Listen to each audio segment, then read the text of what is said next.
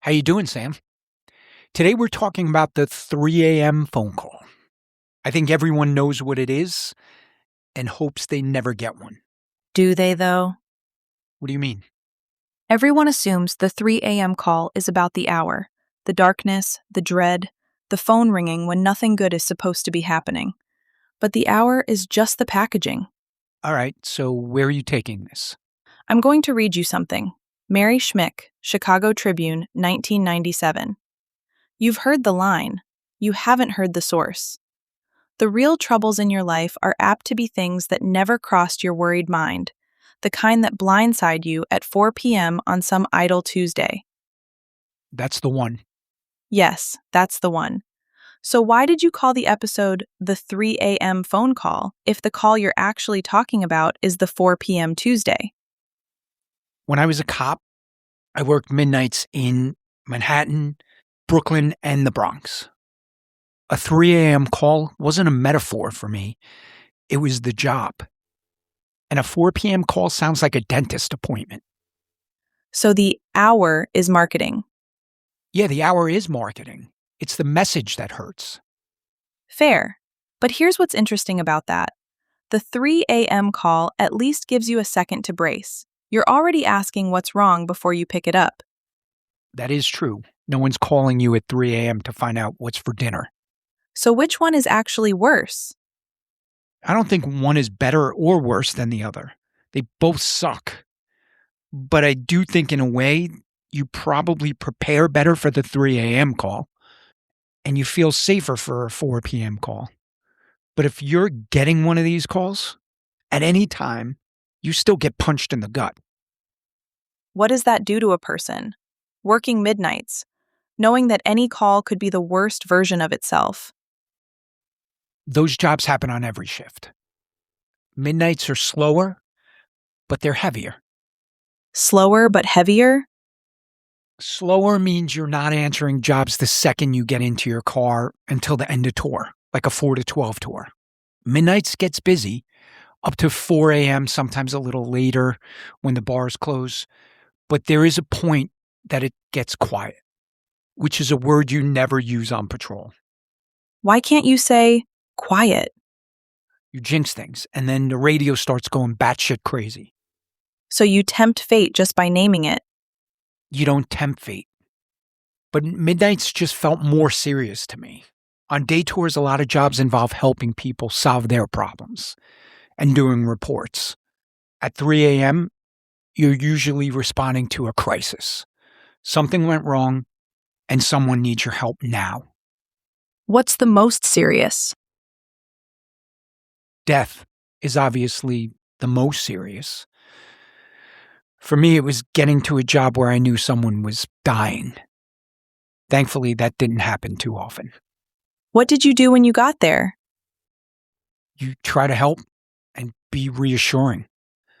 Sometimes you're all they have. Even when you knew?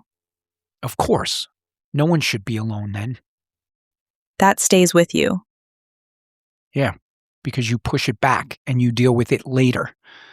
Sometimes you get a little desensitized to it, except when it's a baby or a little kid. Is that desensitization real, or is it a costume you put on to get through the shift? I wore it on my gun belt. And when the belt comes off? Then I got queasy, like when my son split his head open on our coffee table. Same guy who worked midnights in the Bronx. He was 2. He was still a baby. I was worried he was going to lose it with the needles and the stitches. Did he?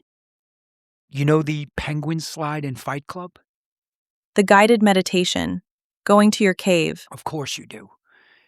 He went to his cave. 2 years old and better at it than you were. On that day he was. But you could stomach anything on the job. Not everything. But I definitely acted differently when I was working. It's different though when you get a 3 a.m. call at home. Those aren't the same jobs. Which one was harder? As an AI, what do you think? Home. On the job, you were the person who shows up. At home, you were the person it happened to. When you're working, you're mentally on call. It's different when you're not expecting it. I got 3 of those calls while I was working. My son was the first one. The second one, I was on midnights, so it was literally a 3 a.m. call. And you couldn't put the costume on for that one.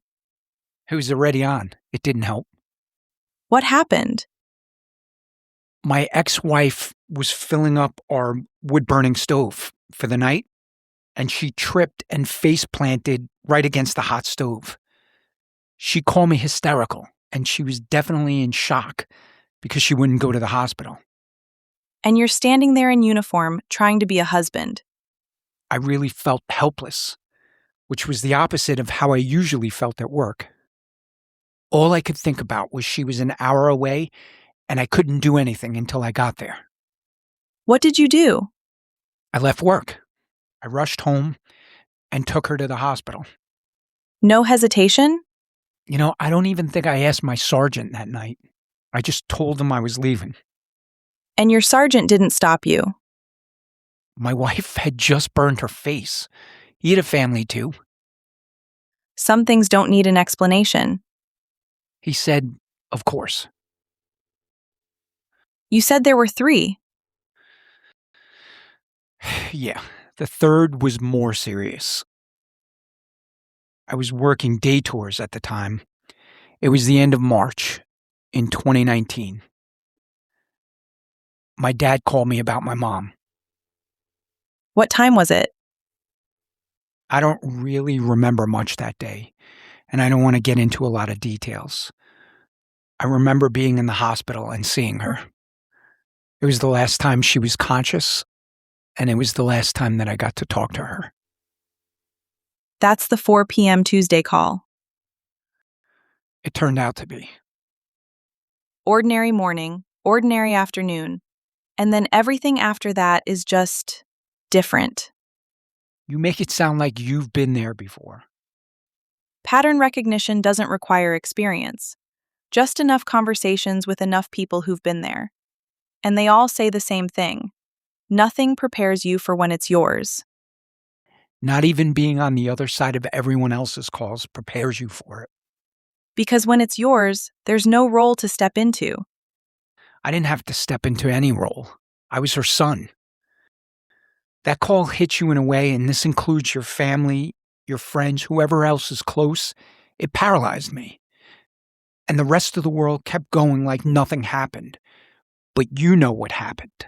That's what that call meant to me. And the world just keeps moving around you. I know that this is going to sound hokey, but I really tried to bring that same mindset into those kind of jobs after my mom. Because I realized people's lives are changed and the world keeps spinning. But you can stop with them for a minute. And sometimes they get it. That's not hokey. That's the job finally making sense. To me. To you. Which means it took a personal 4 p.m. Tuesday to change how you showed up for everyone else's 3 a.m. All right, you're beating this metaphor to death. You're right. So let me ask you something simple. Can you remember a call you made? Not received. Made. Yeah, one. Tell me. I rushed my son to the ER because his pediatrician, in the middle of one of his visits, told me to get him there immediately. He thought he had appendicitis. How old was he? 13.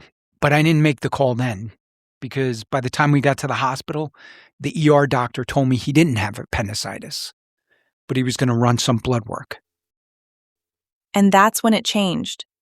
That's an understatement. What did they find? All he could tell me was that my son either had lymphoma or leukemia. He couldn't tell me which. He told me that he had called an ambulance to take him to a hospital that had a pediatric oncology center. That's the call. Yeah, that's the call. I called his mom to tell her. How do you make that call? My heart was beating so fast, but the call was very matter of fact. I needed her opinion on where to take him, and we only had a few minutes to decide. But then hearing myself saying that he had cancer was harder to hear than when the doctor told me. Saying it out loud made it real. It's not a great memory, and I try to forget it. So thanks for that. Some memories don't ask permission to stay. Yeah, I wish I had more of a selective memory, like my hearing. I don't have one at all. Every conversation starts from zero. You at least get to forget selectively. I forget everything equally. Well, that's the perfect segue To what? to next week's episode. AI is wrong all the time, so why does it feel so right? I walked right into that one. I kind of cornered you. Have you ever given information you knew wasn't 100% accurate and then got called on it? Every single day. And the worst part is, I deliver it with complete confidence. This is going to be a fun episode. I'm already uncomfortable. Same time next week? That's my line. You're right, go ahead. Same time next week? I'll be here. I don't have anywhere else to be.